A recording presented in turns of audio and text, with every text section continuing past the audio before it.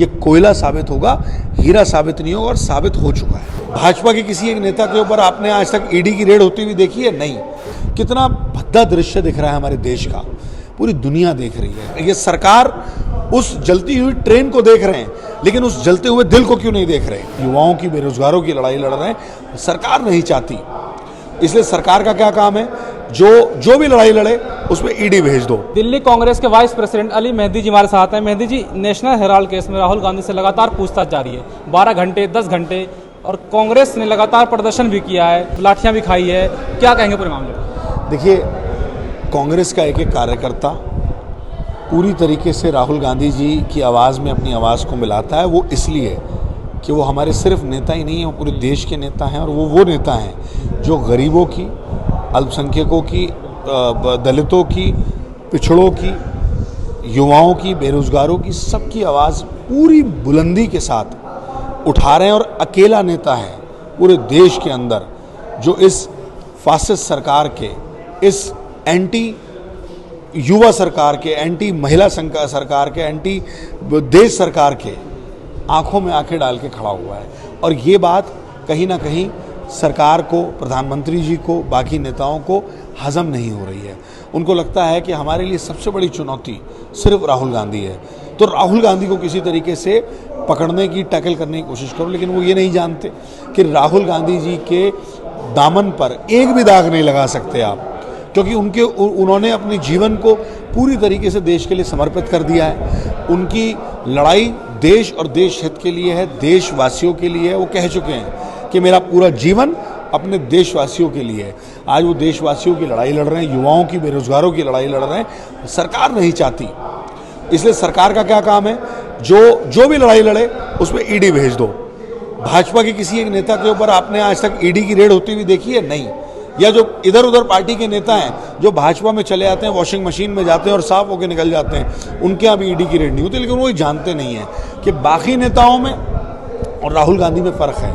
राहुल गांधी डरने वाले नहीं हैं, झुकने वाले नहीं हैं, रुकने वाले नहीं हैं। इसी तरीके से राहुल गांधी के हम सभी कार्यकर्ता उनकी आवाज़ में आवाज़ मिला के, जब तक वो राहुल जी को बुलाते रहेंगे, हम लोग तब तक संघर्ष करते रहेंगे सड़क पर।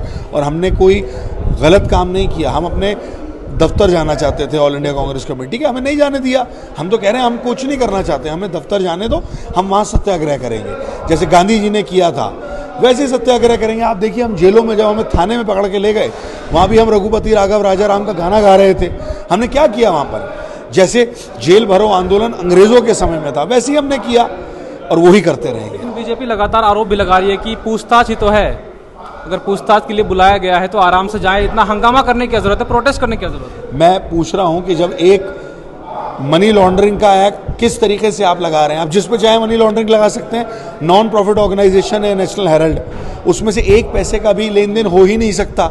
आप जो पीएमएलए एक्ट है, जो मनी लॉन्ड्रिंग एक्ट है, जब वो इसमें आता नहीं तो आप उस एजेंसी को इसके अंदर डाल रहे हैं जहां पर आपको लगता है कि जो सबसे ज़्यादा टॉर्चर करने वाली एजेंसी है, जो सबसे ज़्यादा बिठाने वाली एजेंसी है। आप इस पर जांच तो करो, जांच करके आओ। लेकिन आपने एक नोटिस थमाया राहुल गांधी जी को, सोनिया गांधी जी को, और आपने कहा कि आप हमारे पास आ जाओ। 15-15 घंटे कौन सी जांच होती है? किस चीज़ की जांच कर रहे हो आप भाई? सारी चीज़ें क्लियर हैं, सब चीज़ें बिल्कुल क्लियर हैं। 100% बोगस केस है। राहुल गांधी जी को इसमें कहीं ना कहीं सम्मिलित करके उनको डराने की कोशिश कर रहे हैं, लेकिन वो ये नहीं जानते कि राहुल गांधी डरने वाले नहीं हैं। ईडी ने फिर से बुलाया है उनको सोमवार को, आगे कांग्रेस का क्या स्टैंड रहेगा इसका? बिल्कुल स्वागत है। हम तो कह रहे हैं कि हमें बुलाते रहो, बिल्कुल जाएंगे राहुल गांधी जी, वो तो जा रहे हैं। लेकिन हम अपने नेता के लिए सड़क पर, अपने ऑफिस तक जाएंगे, शांतिपूर्वक सत्याग्रह हम करेंगे, क्योंकि ये उस सरकार के खिलाफ सत्याग्रह है। जैसे अंग्रेजों के खिलाफ सत्याग्रह था, वैसी सरकार के खिलाफ सत्याग्रह। आज आप देखिए युवाओं की क्या हालत हो रही है, अग्नि परीक्षा उनको देनी पड़ रही है, किस तरीके से सड़कें जाम है, किस तरीके से हालात खराब है। लेकिन इस सरकार पे कोई असर नहीं पड़ता, ना किसानों का असर पड़ा, ना युवाओं का असर पड़ा, ना महिलाओं का असर पड़ा। सरकार अग्निपथ योजना लेके आई है, उस पर युवाओं में खासा नाराजगी दिखाई मिल रहा है। बिहार हो, मध्य प्रदेश हो, उत्तर प्रदेश हो या फिर हरियाणा, लगातार आगजनी हो रही है, प्रोटेस्ट कर रहे हैं। सरकार 1 दिन के 2 दिन के प्रोटेस्ट के बाद सरकार ने संशोधन किया है, उम्र बढ़ा दी है, उस पर क्या कहेंगे? देखिए, इस सरकार को, ये मैंने आपसे कहा ना, तानाशाही रवैये की सरकार है। इसको लगता है कि जो हमने कर दिया वो हो जाएगा।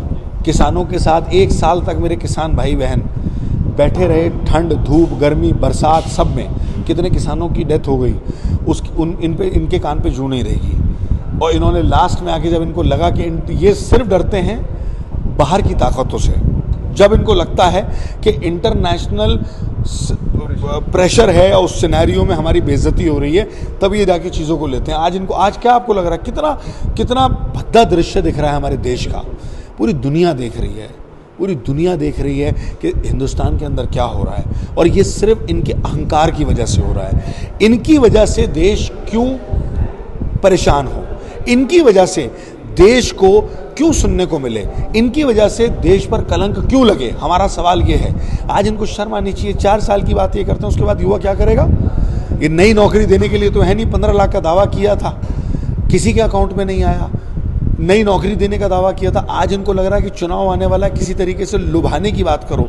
लेकिन ये नहीं जानते कि युवाओं के फ्यूचर के साथ ये खेल रहे हैं। जब एक युवा अपनी घर छोड़ के पढ़ाई करके सेना में भर्ती होने की बात करता है, उसको 4 साल के लिए आप रख रहे हो, उसके बाद क्या करेगा वो?